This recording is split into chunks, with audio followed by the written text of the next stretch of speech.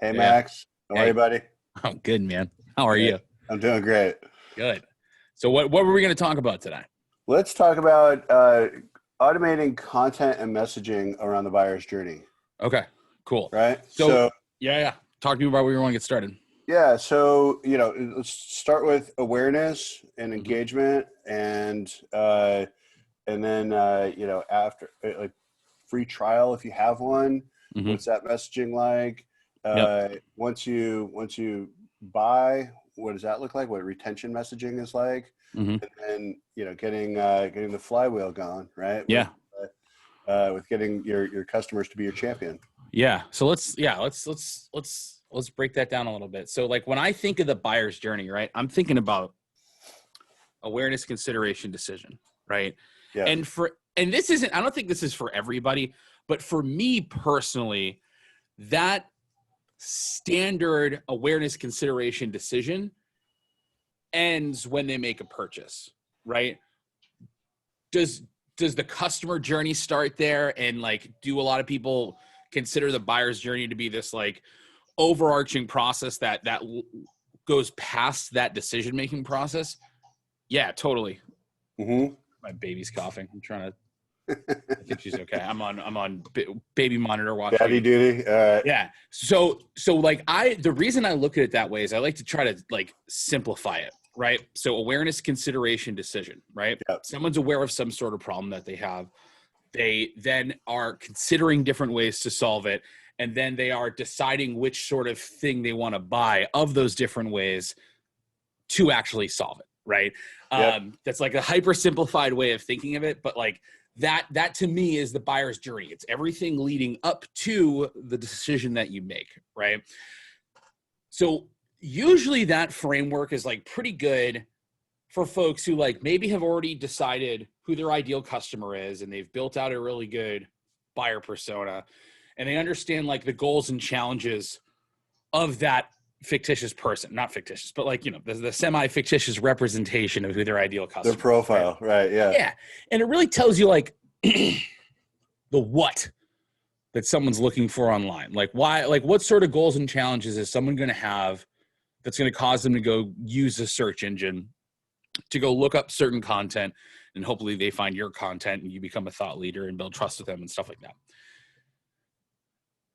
Where I think it's like interesting is how do you then, well, actually, I jumped ahead of myself because I need to go back and like say why, like where that journey comes in. So where the buyer's journey comes in is it helps you basically understand what's going through their head at these different points of that journey, right? So I always think of it as, did we ever talk about the whole dual mindset of the buyer's journey I thing? don't know. Okay, No. so when I explain the buyer's journey to marketers, if you just explain the base layer of like someone's looking for a problem, someone has some sort of symptoms of a problem, then they try to figure out the best ways to solve that problem, and then they figure out who's going to do it best. When you just look at it kind of that way, it's tough to figure out how to like use that to help you write better content. I look at it as two different mindsets, right? So there's the mindset that the prospect is in, and that drives the mindset that you as the marketer should be in, right? So if the mindset of the prospect in the awareness stage is, uh-oh, I have some sort of problem, the mindset Yep. for us as marketers should be, I need to create content that says, this is what your problem is. I have to help you figure out what your problem is, because when Yes. someone has symptoms of a problem, they don't know what the problem is yet. So they're trying to figure out what the actual issue is. So Yep. your content should be focused around helping people figure out and identify what the actual problem is. Once you've helped them figure out what the problem is, they go, oh, okay. So we go back to the mindset of the prospect. They go, all right, now I know what my problem is because I did some research, some stuff I read or some stuff I watched or stuff I listened to. Help me figure out what the problem is. I've identified it now. I have a name to that problem. They then go through this phase, and maybe it's short, maybe it's longer, right? Depending on how complex the issue is.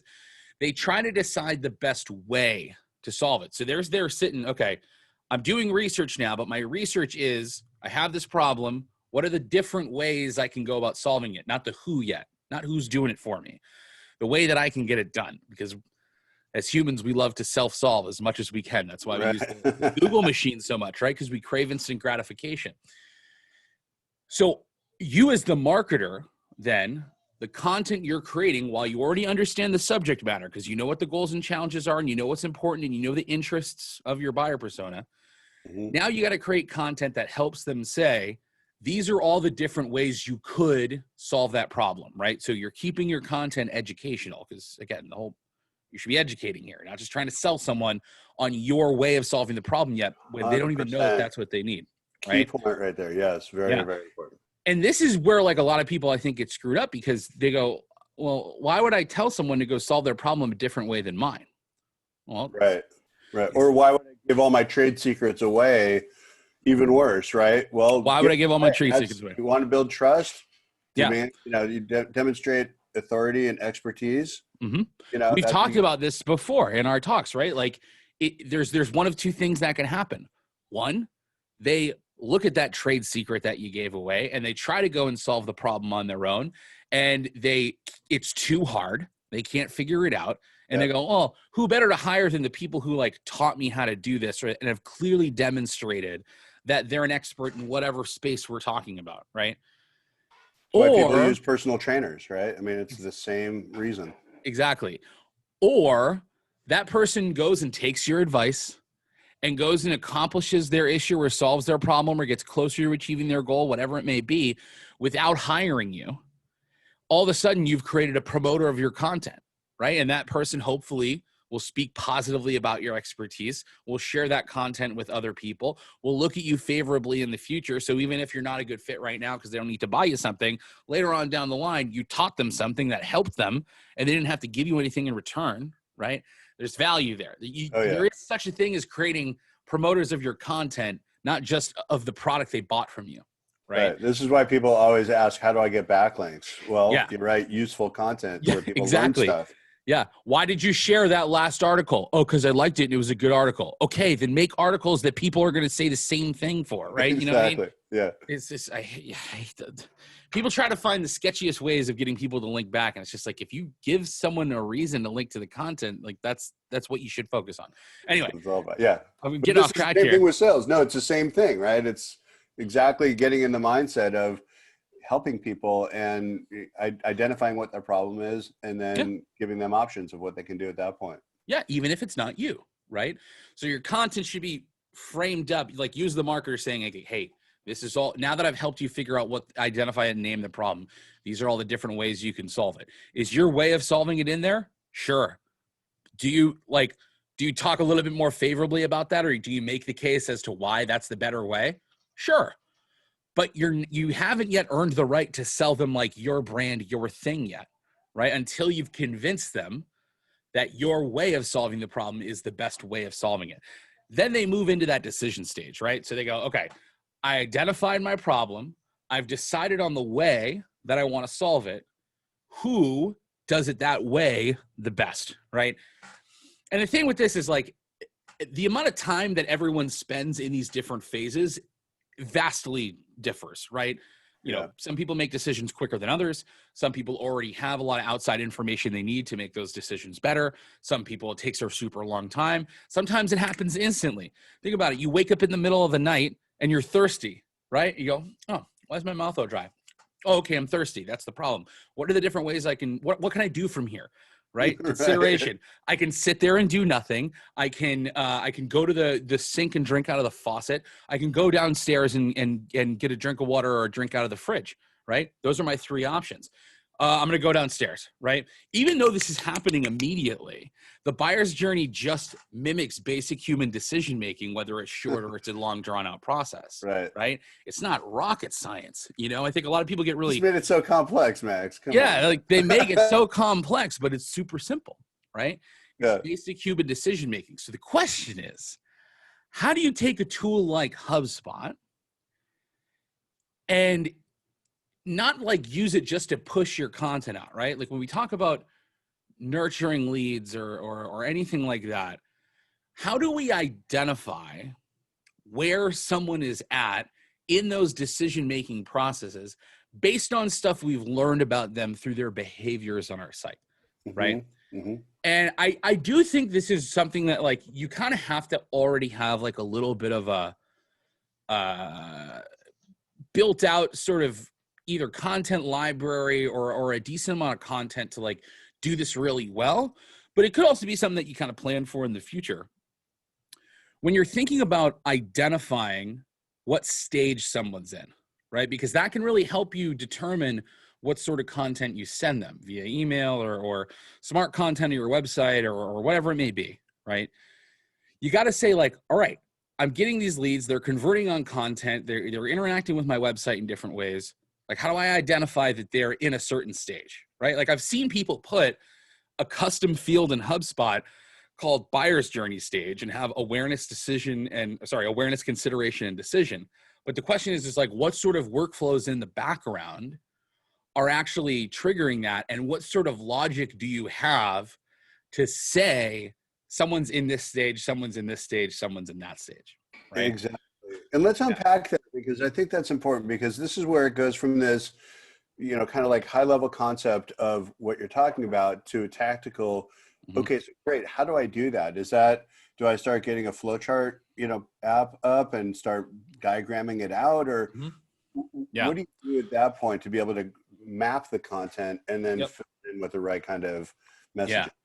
So step one, and let's preface all of this by saying you can never assume, like you can't know for sure that a certain piece of content has like officially pushed someone into another stage, right? So for example, we can't have one blog post on our website, or we can't have a blog post on our website that when someone reads that, we know for a fact, okay, they're in the decision stage, right? Right. You kind of have to know that like it's not going to be a perfect science, because everyone gets convinced in terms of like their decision-making path and the steps that they have to take internally to arrive. And the strength of their need and all of this. Yeah. Yep. Yeah. But I think step one is you got to do an audit of your content, right? And when I say an audit, like I don't mean like a giant SEO audit, or like, you know, you don't need to count word counts, or, you know, what are the keywords and like all this stuff. I think what you should do is you should look at the content you've created so far and say, if somebody read this, right, what stage do we think they would be in, knowing what we know about their goals and challenges? Okay. So for example, if you have like a sales blog and you have a bunch of blog content on there where, you know, it's not so much addressing the thing you sell, but maybe it's like addressing a common problem that your sales reps have, right? Maybe you could say, hey, if someone like downloads an ebook on that page, or it's a contact we're already tracking and we see that they view that page and they haven't viewed any of our what we consider consideration or decision stage content yet, you can easily build a workflow that says if they've looked at this page but not at these pages or any of these other pages, however you need to set it up, because again, everyone's going to be different in this case, you could say, all right, well, if they're looking at this kind of content, we can kind of generally assume that they're in their awareness stage, right? So you could build a workflow that takes that custom field called buyer's journey stage and sets it to awareness stage, for example. I think it's like a pretty easy way to do it. But what you need to do is you need to take stock of the content you have and just say, okay, if someone reads this, does that necessarily mean that they're in a certain stage probably in their decision-making process? Or can we deduct that if they've read this type of article, that they've then moved on to the next one, right?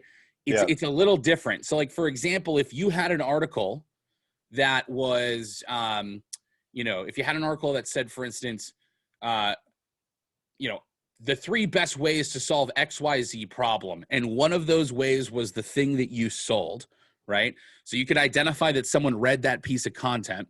And then maybe at like the, you know, maybe after that, they take a look at your pricing page.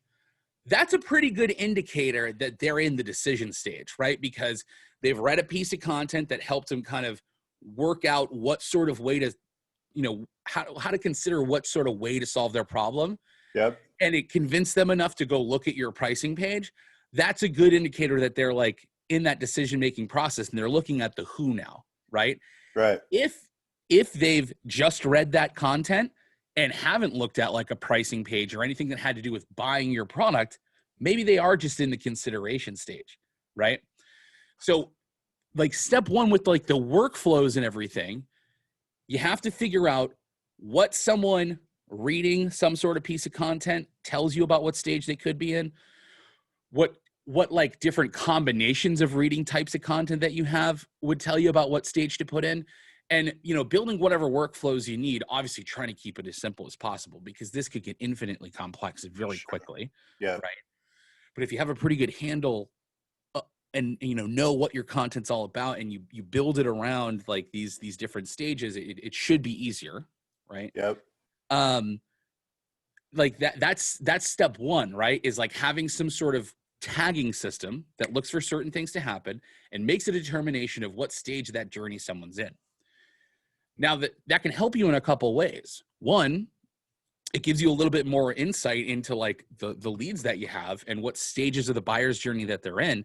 So when you're talking about how your content is helping influence the way people make decisions and you see them take these steps that move them on to the next stage, that can tell you a whole lot about how well your content is doing at forming people's decision making and pushing them closer to making a decision that you want them to make, right? Or that they would need to make to have it make sense to purchase your product. And So that's help lay out the breadcrumbs, right? Like that's kind of the main thing is define what piece of content. I love what you're talking about here because when you do this audit of your content and if you can tag each piece of content where these articles are about awareness and then these are about consideration, this is your decision-making process here, and you connect those dots so that you know, maybe somebody does what you say.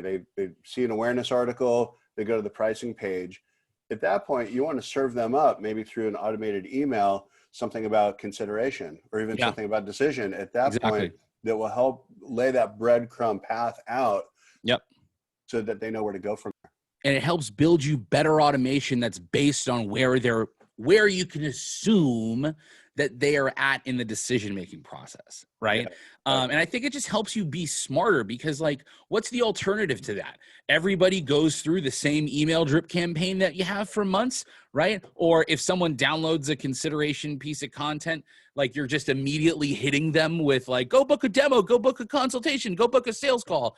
When it's like, does that mean the unsubscribe button at that point? Yeah, exactly. But it's like, so, okay, cool. I get that they read a consideration stage article or what you would call it that, but based on what it's about and what it's saying and the other actions that you took, are they in the decision stage yet? And are they ready to get those types of emails that are saying, hey, book a call, talk to sales, whatever it is? Or are they still kind of floating in that consideration stage? And the content you should continue to send them would be educational consideration stage content. So they can really make sure that they're getting all the information they need to move past that part of the decision-making process, right? That's right. I think, yeah. Educated buyer is a great buyer, right? That's how you have to educate them to get them closer to make their decision. Otherwise, yeah. And I think the other thing too is that when you can break down the reporting in an intelligent way like this, in terms of, well, just say your marketing, I hate saying funnel, but your marketing, you know, the folks who you're currently nurturing to, right? I think it helps you turn the science of this idea of the buyer's journey into something a little more real that you can track, right? And sometimes people need to do that to really understand, because people look at the buyer's journey and sometimes it just kind of overwhelms them because it can be super complex depending on the subject matter you're talking about and the type of people you deal with. And it's one of those things that morphs and takes a million different forms depending on the industry that you're in and what you're selling and whatever it is.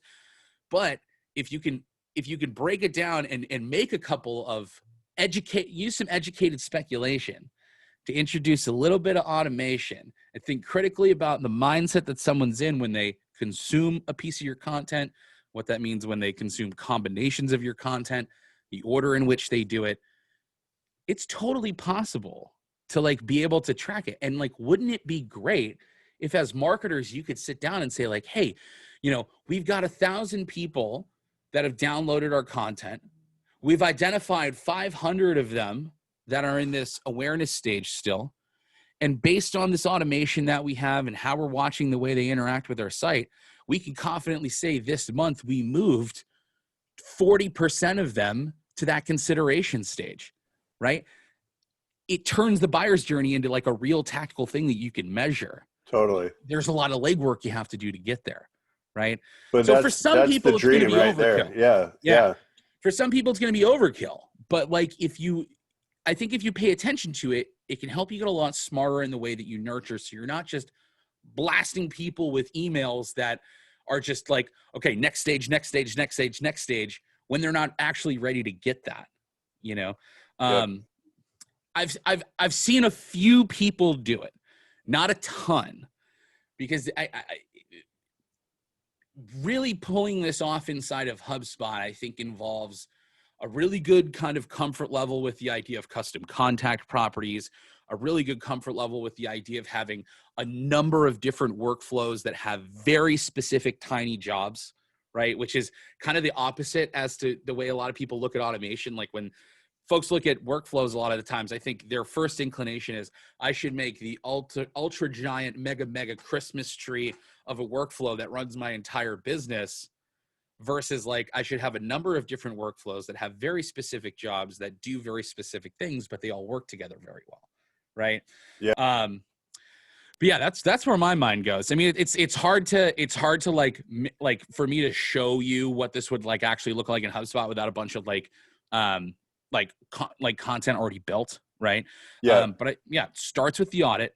Think about how create a custom contact property for awareness, consideration, decision, and then think of how you can use those workflows to tag people intelligently, and then use it for reporting and use it for a smarter way to nurture people that actually is meeting them where they're at and giving them the content they need to make an informed decision, versus just saying on to the next step, on to the next step, on to the next step. Yeah, love that. That's such a great frame up. And if you take that line of thinking and you do an audit, you just export your website, for example, or your blog. Sure. And you look at a list of all of the blog posts that you have. A really simple way to do that is to tag each one with what stage of the buyer's journey that content services. Yep. And then you can send an automated email to somebody who comes and visits your website back to them, assuming they're in your database, of course, but you can send an email back to them to say, here's some useful content that is applicable based on, if they're in the awareness stage, for example, and you have some good content that is around consideration or even just, I'm ready to transact here, pretty close. Yep. Or I might need to get consensus from my team. Sending them, 2-3 articles at that point can be really useful. And as I know that when companies do this for me, I'm so grateful because it helps simplify a lot of the questions that I have. It's useful content in that moment. And then I can, check it out. And again, if that article is useful and contextually relevant to where I'm at in my process, my buyer's journey, then I start to build this rapport with this company, and I start to become a fan of their process. And if they're doing these best practices, well, they're probably doing other things right. Yeah, and here's even another way to think about it. It can also tell you who you just don't need to nurture, right? Yeah, right. Someone comes and hits your site, and the first thing they convert on is like something about like maybe a product demo or a brochure or like something like this. Like that's probably telling you they got there through word of mouth and they already know what their problem is, right? So is there any need to hit them with awareness stage content? No, that should be triggering like salespeople to reach out to them and have that conversation, because you know that they weren't interested in any of that other content they had, because you can see from your tagging system and you can see from their history that they went right for the good stuff, right? They went right for pricing. They went right for services. They went right for like whatever it is that you had. And if they didn't find you through your blog or through your awareness or consideration stage content, like organically through a search engine, and they're just going straight to that stuff, chances are They have a problem that they already know they need to solve. They talk to someone else. That person referred them to here, and then they typed in your website, found it, and boom, right? So let's talk about some best practices in that. Yeah. So for example, how do I find out who they are, right? Like what are some simple things that we can do? So, for example, there's gated content or premium content that, download this guide or here's a checklist of, some best practices that will solve that pain. So if you're driving ad traffic, for example, to a landing page, maybe you just want to capture their email address at that point, maybe their first name and email address, and you don't have to go for phone number, just to make the bar not such a high bar so you can get more conversions. And then from there, you start to deliver them useful content that is more personalized to their buyer's journey at that point. Yeah. And there's some other, tips, like what are some other best practices that you see at HubSpot with ways to be able to create a low enough bar that is going to get a relatively high conversion rate so that you can direct traffic to build this cohort of addressable people. Yeah. You then can identify them to say, okay, great. Now I know who you are, so I know where to place you in the buyer's journey. Yeah. So, I mean, it's in terms of like where to place in the buyer's journey, I think that totally depends on what's the piece of content they consumed, because they wouldn't consume that piece of content if they weren't in a certain mindset, right? Yeah. So for that, it's really just saying, if someone reads this article about X, does that tell us if they are in one of these stages, transitioning from one to another, right? Like what, like it's more so than just like what stage are they in, because there's also like these in between lands. Like the buyer's journey for me is more of like a spectrum versus like three clear cut sort of areas, right? So like, if we were talking, I think you were talking about like something more bottom of the funnel, right? So maybe something we're running ad traffic to or whatever it is. When I think of people going from consideration to decision, right? So getting to that point where they're ready to hand raise and say, yeah, I'd like to talk to a salesperson. I'd like to talk to a human at your company, whatever it is. We've got to remember that there is varying levels of the decision stage. So your decision stage content needs to account for like how all in someone is at that point, right? A lot of people just have a form on their site that says talk to sales. A lot of people just have a form on their site that says book a demo. Right. But like they forget that, some downloadable content about your product, that's decision stage content. Just like filling out a form that literally says request a quote is decision stage content, but it's far further down than like someone just like downloading some more info about your product. Right.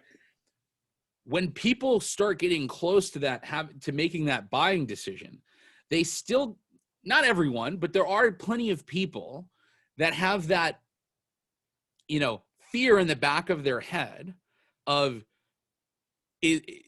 am I really ready to like talk to someone yet? Am I really like, do I really want to get engaged in a sales conversation? Like, am I in the proper headspace to do that? Like, do I have all the info I need to be armed with that discussion? Right. Sometimes people don't look at it that way. Sometimes they say, I need to talk to that person to see if I'm in the right place, but everyone works differently. And so what I encourage a lot of people to do in terms of like a best practice is that you have to have different types or different conversion points in the decision stage for people who have varying tolerance levels of speaking to salespeople early versus late. So for example, should you have a place on your site where it's like request a quote, quick and to the point? Yeah, because there's going to be people who are just like, I don't really need to talk to anyone. I just need to buy this thing, right? I have someone I trusted who told me it was great. I did plenty of research on your product. I don't need a salesperson to convince me. I just need to buy something, right? So should you give someone the easy button option? Yeah, right? Because you don't want to miss it. You don't want to make it hard for those people.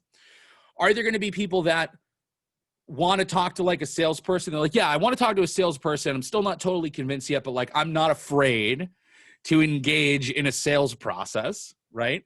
Because a lot of we're almost a lot of people in the US at least are scared of engaging in sales process. That's why we don't pick up spam phone calls. We don't want to get into like a conversation with a telemarketer who's going to use a whole bunch of, persuasive language to get us to question ourselves. Like, yeah, why am I not buying this? Right. Right. Because salespeople are really good at that. So I feel like a lot of people are scared to get into that conversation, and we shouldn't force them into it. Right. So like, would you have something that's like talk to sales? Sure. Absolutely. Is that going to be like your main valuable bottom of the funnel? Decision stage offer? No. Right. Right. I think a lot of other people too need to have some sort of decision stage offer where it is positioning a valuable conversation. Right. So it's not called talk to sales. It's more request an assessment, request a consultation. If you look at HubSpot, we do the inbound marketing assessment, right? Where even if you don't buy HubSpot, we're still going to have a very valuable conversation about how inbound could be a great complement to what you're doing. You leave with a bunch of best practices. So when people approach those calls, they go, okay, hey, even if I don't buy, it's still going to be a valuable use of my time. That's right. Yeah. And a lot of teams that I've talked to where it's like, I go, okay, tell me about your first sales call. Like, what do you do on your first sales call? And they go, oh, well, we spend some time to get to know them. We talk about like their different challenges that they have. We give them some tips on this, blah, blah, blah, blah, blah. And I'm like, okay, so you're not just like getting on the phone saying, what do you want to buy? And this is how much it costs. No, we're making it a good conversation. I'm like, then why don't you tell people about that? Why don't you make that an offer, right? Why don't you say that that's a consultation or say that that's an assessment when you are going to have a more value-added conversation? Because people who are even kind of further back from the ones that are just like, yeah, I'm ready to talk to sales, they're saying like, I still have this goal and challenge. I want to talk to someone. I don't want to commit to anything.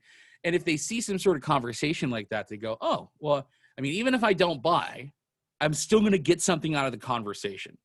Yeah. Right? I'm going to even take it a step further and say, not only just a free consultation, but what do you get out of that free consultation? What's something that you can give to them that is, something in their hand that they go, okay, not only will I get that free consultation, but I'm also going to get some guidance along the way, whether I buy from you or not. We do that with our free content marketing playbook, right? Yeah. That's content huge. Marketing is this obtuse world of, I don't even know what to write about, or maybe I'm already writing all these blog posts, but I'm not getting any traffic. Why? Yeah. So by, it's same thing with what HubSpot does on the inbound marketing assessment is that, you'll with us, you get a 30 slide deck of tips and direction, 6 months worth of headlines that you should write about that are mapped to topic clusters that are mapped to your buyer personas. Yeah. So, right. So and that's valuable for people. You get like a really, exactly. And so the free consultation is great, but if you even take it a step further and you say, okay, so for my business, people are interested in my complex, thing that I'm solving. What can I give them that's going to be tangible and something that they can take to their team to say, hey guys, they give me this awesome thing. Check this out. Trust. They start to build your buyer prospect there becomes your champion internally. And those are great customers to have. Yeah, exactly. And like, just like there's value in creating promoters of your content, there's value in creating promoters of your sales process too. Right? Because, hey, maybe they didn't buy from you. I love that. But they have peers that are looking to buy something that they know you sell, and you can go and say, hey, I had a great experience with them. No pressure. Even if you don't buy anything, you're still going to get something great out of the conversation. Yeah. And then maybe that person's going to buy something, right? So there's, you can't look at a lost sale as just like, oh shit, that sucks. Right. You can turn those lost sales into positivity if you look at it the right way. Yeah. But even past that, some people are just straight up not going to be ready to talk to a human because they're skeptical of salespeople. Maybe they can smell this stuff from a mile away and see like, oh, okay, yeah, like I get it. Like you're going to give me a free consultation, but that just means I'm talking to a sales rep, right? Like a lot of people hide that. That's why I'm saying the free consultation is a little diluted for that reason. Yes. Is that people are like, free consultation. Yeah, it's a little bit of a platitude. Like it's free sales pitch, right? Yeah, totally. Which is why you need to be genuine and honest if you're actually going to do that, right? Yeah. So it's like, and that involves, I think, a little bit of augmenting your sales culture a little bit. Like, hey, this isn't a bait and switch. It's an actual good conversation, and we want to treat these people well. I know you have a quota. I know you want to sell. I mean, again, I'm not a sales guru by any means whatsoever, right? I just know from my own B2B selling experience, that's how I tried to live it, and I was successful doing it, right? But that's not going to work for everyone. But I think also too, like, you got to have that content that's just like, I can go to your site, grab it, walk away, and I don't have to talk to someone. I can go review this on my own time, whether that's a brochure of your products or a pre-recorded demo or a sheet that like has all your pricing, like whatever it is, you need to be able to track that conversion somehow. Well, it's like, whether it's seeing someone look at a page or seeing that someone hit a CTA button to download a PDF that you have about your product, or they went through a standard conversion path and filled out a form to get something, even though it wasn't leading to a human conversation. That's not what they were expecting, right? When you have all these different ways someone can actually get into that decision stage, you make it easier for people who have that hesitance of talking to the human to dip their toe in the water and ease into it. Right. And I think it also helps you identify a little bit about how ready people are to have that conversation, which is really important when you think about nurturing, because you don't want to hit the gas pedal too fast. You don't want to go for the throat immediately. Right.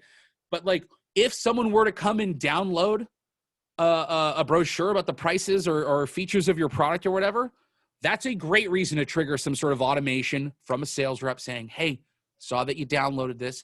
I'm here if you have any questions. Book some time on my calendar. Or, hey, are you going through XYZ challenges? Because we saw that you were going through that based on the content you downloaded. Maybe a consultation makes sense, right? Yeah. But I think like matching, like getting really smart about analyzing the behavior someone's taking on your site, and then not just using that as a trigger to pour emails on top of them, but using it as a way to say like what should we be sending them and why should we be sending it based on the experience they've had thus far. Right. So another along this line of kind of nurturing people and taking this like vast world of your target and pulling them in, the thing that I found useful is, and we do this with Facebook ads, which is aligning your ads around each stage in the buyer journey. So if you start with awareness, you have a campaign that's designed around awareness, and the idea for that campaign is simply to drive traffic to awareness type of content and it's not necessarily conversion oriented. You're not going straight to a landing page. You could be going to a blog post, a video. Exactly. And like, this is all about education. And then, we've got the Facebook pixel on the website. And so then that cohort of people that click through, you might have like 1 million prospects at the top of the funnel there. You show your ad to those people. Let's say you get 1% click-through rate, right? So now you've got, and depending on your budget, you get like, let's say you get 1,000 people that come to your website from from those ads. So of those 1,000 people, you put those people in a cohort to then serve them ads that are at the consideration level. Sure. Right? And it's this waterfall, because then it becomes useful and you're kind of leading them through the process. So, now you're sending them, and maybe there's a video with that, or maybe there's something a little bit more engaging, and not sending them directly to the same page that you sent them to before. Now you send them to consideration kind of content. Yeah. And they're like, okay, cool. I hear you. And you're leading them through this process. And maybe in the consideration phase, you have some gated content at that point so that you ask for the conversion, right? Yeah. And then at that point, now you're delivering them, their buyer, kind of content. Like, here's what a future would look like if we were to work together. Yeah. And here's something tactical that you can do right now to take action. And we find that kind of leading them through that process, because you're going to get people that come to your website through organic traffic or paid traffic, but we find this to be a really effective kind of paid tactic in building out that waterfall kind of structure. Yeah. I always wonder about that because like me, I have very, very limited experience actually building ads and running them, right? Mhm. Like I've talked to plenty of people about like what I think makes sense from a strategy perspective, like based on the stuff we're talking about. Like Mhm. if I saw an ad, what would go through my head and what would I want that ad to say and what should it do? Yeah. And like, do you, and I'd love to hear this from your perspective. Like, I almost feel like marketers are very hesitant to run ads if they're not going straight to landing pages and Right. they're getting an immediate lead. And Yeah. it's almost as if like we can only measure the effectiveness of this ad if it ends up getting people to fill out a whole bunch of like fill out a form on the other side of it. Yeah. Yeah. Right. But like, You're you only know, giving attribution. You're giving 100% of attribution to that last click, but yeah, there's all this stuff that happens before that that you need to have as part of your attribution funnel. for sure. And like I mean, I'm trying to like formulate what I was going to say here.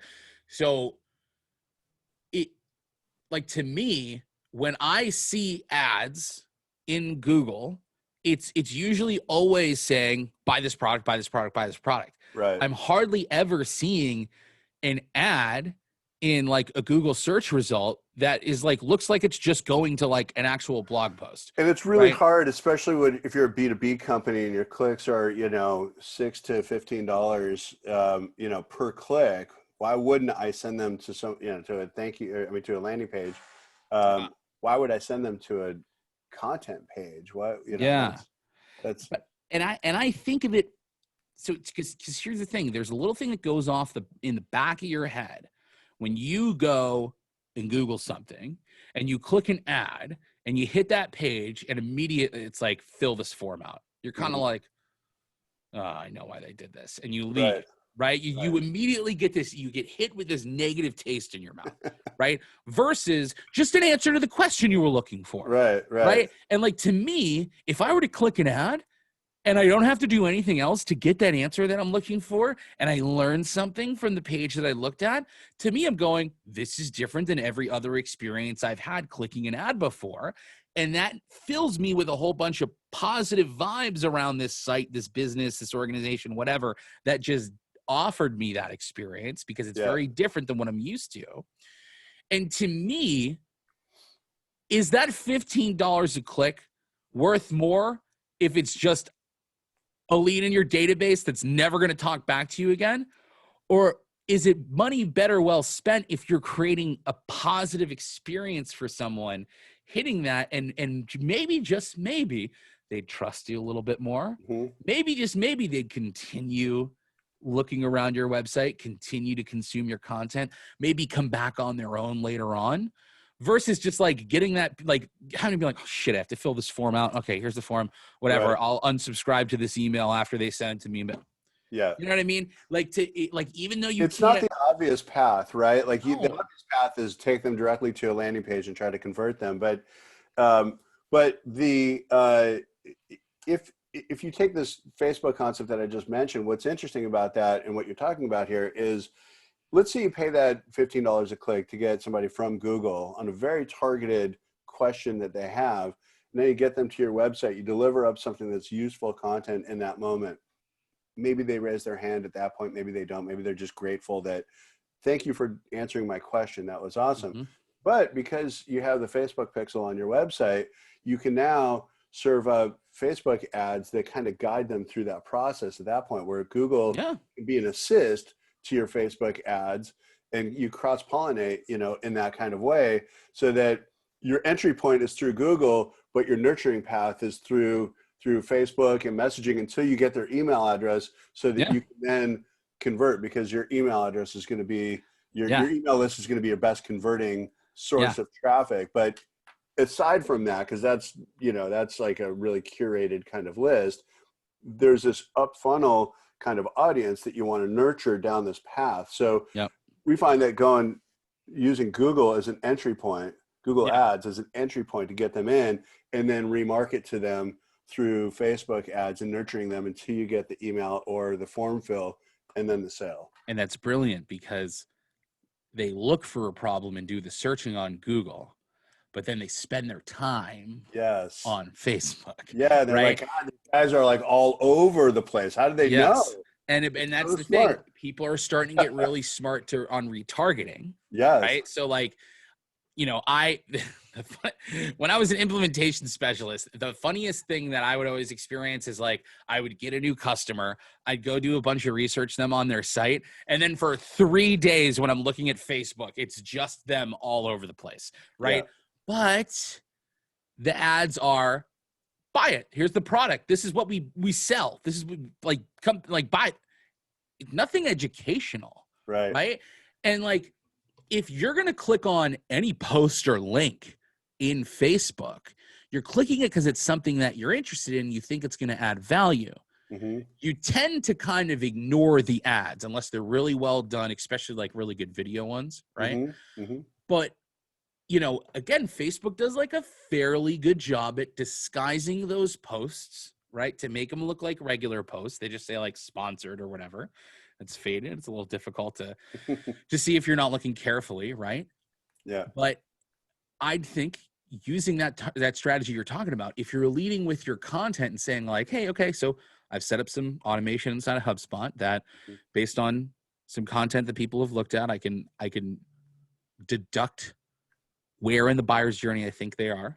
Mm-hmm. I can make a list of those people that are in X buyer's journey or in awareness, consideration, decision, maybe, you know, some other lists that say moving from awareness to consideration or fully in like there's varying levels, right? Mm-hmm. And maybe I can sync those lookalike audiences to Facebook or use those lists syncing. I don't know exactly how That's that it. works. No, But like, you're right. That's it. right. And then instead of the ads they see in Facebook of just being, here's our product, here's what we sell, come back to our website, please. Right. Content that has to do with that decision, even if they're not on there, because they're not on Facebook searching like they are on Google or YouTube. They're on Facebook spending their time.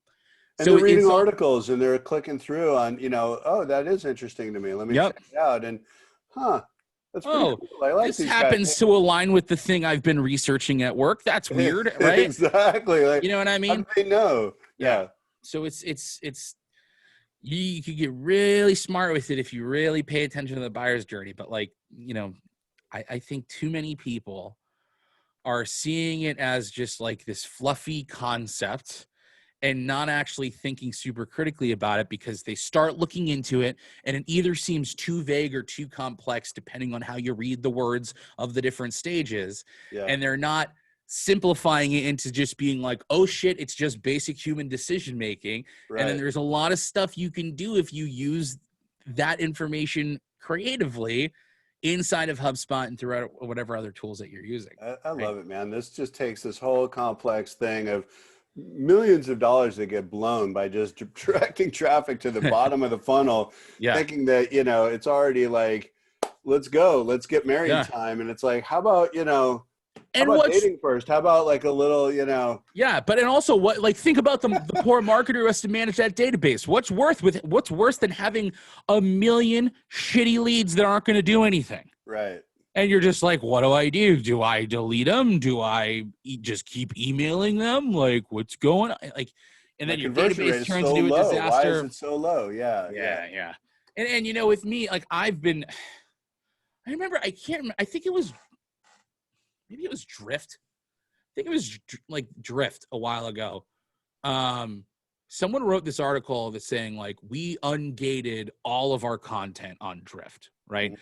The only conversion path that we have now is an optional newsletter people can sign up to, or getting a demo of our product or something like that. Mm-hmm. And they ungated everything. And like me, so I was very torn because I was like, hell yeah, don't collect people's information if you don't need to, right? That was half of me.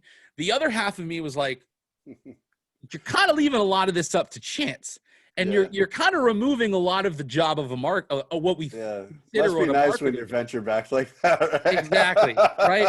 You're kind of, you know, it's like, so what is the mindset there, right? Is it just like, all right, I'm going to create a bunch of content, throw it up there, and like, I don't know, hopefully we'll get more demos down the line. It's hard to track how successful I think it is beyond looking at, how many page views did it get? Cool, we can see a lot of people got here.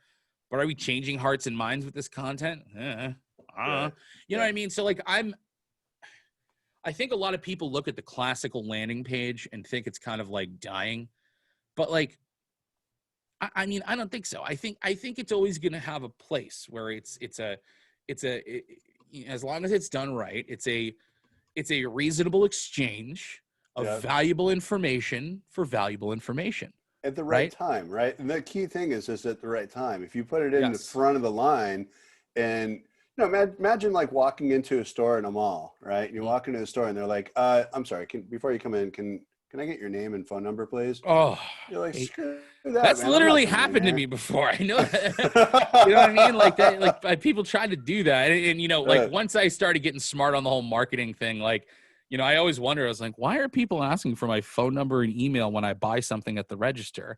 And Right. then like, I started working at Hubspot and had some experiences at Apple. I was like, oh, okay. Cause they want to spam me Well, with if you're email. buying something, that's a different story. Yeah. Now you're at a different level. But if you're just a prospect and you're kind of curious about what that, product is in the store, Yeah. before you can even see the product, I need to get your phone and your email address and your name. It'd be weird. It'd be weird, right? So, yeah. And I think, with that, it is so hard, I think, in the world of sales, marketing, and customer service to apply a blanket strategy or statement for every single company, because not only is every industry different, every company within that industry has its differences. Mm-hmm. Everyone's audiences can vary and can be different. So it's like, you kind of have to just pick and choose from the smorgasbord Mm-hmm. of different strategies and theories and ways of going about this stuff to do it. Like I look at the inbound methodology, for example, right? To me, I'm a staunch believer that no matter what type of organization that you are, right? If you're going to have a website, you need to attract people to it. You need to find out a way to engage with them in some way, shape, or form. That's going to look different for everybody. Yep. And you have to delight them. You have to make them happy, right? Are different companies going to put heavier emphases on different parts of that? Mm-hmm. And is it not going to look like an even third of your strategy? Yeah, totally. Right. But, and so like you have to take these frameworks and adjust them based on like what makes you unique, what makes your industry unique, and what makes your audience unique, and how do they like to interact with content, and what's their tolerance of getting nurtured and giving away their information. So it's a science. I mean, it's a chaotic science. You know what I mean? But yeah, it's wild stuff. I love this stuff. We really got into that.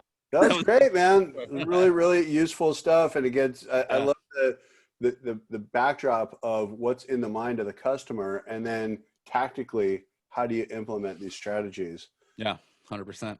Good stuff. All right. Well, I hope that was helpful for the people watching at home. Yes. All right. We'll see you on the next one. That's right. Speaking of that, so I'm pretty screwed these next like couple of weeks and going into my paternity leave, just because I have this massive project I'm working on, which is basically like a giant video library of all of our product training stuff that I had a lot of time to do. And then we screwed up our class size for next week. So I actually ended up getting pulled into class next week, which really fucks me up. Right. So I'm going to be like totally we'll out of pocket. Yeah, totally. I'm going to be totally out of pocket until like after my paternity leave, because Audrey's coming like right at the beginning of October. So like things are going to be kind of nuts Audrey's for me. coming. Audrey's coming. Audrey. Yep, she's coming. So that's so cool, man. You guys have a name, and you're like, when's she coming? October 2nd. Nice. But my wife's going to be induced. So she is like, it's either going to be like a little bit before that or like right on the date. Eliza, our first daughter, she came right on her due date, even though she was induced like a couple of days before, which is nuts. And it's even crazier because I came on my due date too, naturally, which is so weird. But so I'm up in the air in terms of when I can schedule this next one. But like, we got to. It's just things are going to be nuts for like the next like. I'm going to be on paternity for like 6 weeks, I think. But when I get back, we gotta pick them up. Okay, so we're like November-ish. November-ish. Thanksgiving. Wait. You know what? Why don't we just look at our calendars? Go to November. Let's do it. Dude, I love these calls, man. These are so good. They're fun. Yeah, they're fun. How'd the ad one go? use one for ads? Yeah, we're still testing it, so we're Cool. still early days, but yeah, I'll let you know. What if we looked at? I'm looking at November 6th. Yep. That Friday. Am I Works. gonna be? When am I gonna be? Wait. So okay. So if I'm, You're not going to be back then. You're No. You're right. So I'm gonna be gone. 1, 2, 3, 4, 5, 6. Okay. So we're looking at like the 20th. 20th. Yeah. Yeah. Does that work for you? Like, does this time work for you? This time is perfect, I actually. like this. Okay. Yeah. All right. So Great.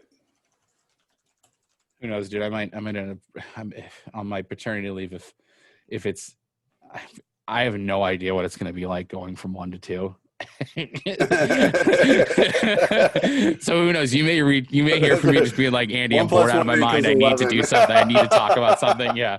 So I might end up hitting you up before that. Yeah. Hold on. Okay. Here we go. Funny. But it's like that. Like 1 + 1 = 11. Yeah, exactly. How many do you have? I have 1. So, but okay. I've got friends that have 2, and I can. Yeah. I see the Scary. complexity. Yeah. Scares me. All right, sweet. I'm gonna send this to you right now. Great. All right, man. Great. Cool. Is this gonna go up on like a blog? Are you guys gonna do like a blog with this one and like cut this one together? Put it up on the blog post. Sweet. Yeah.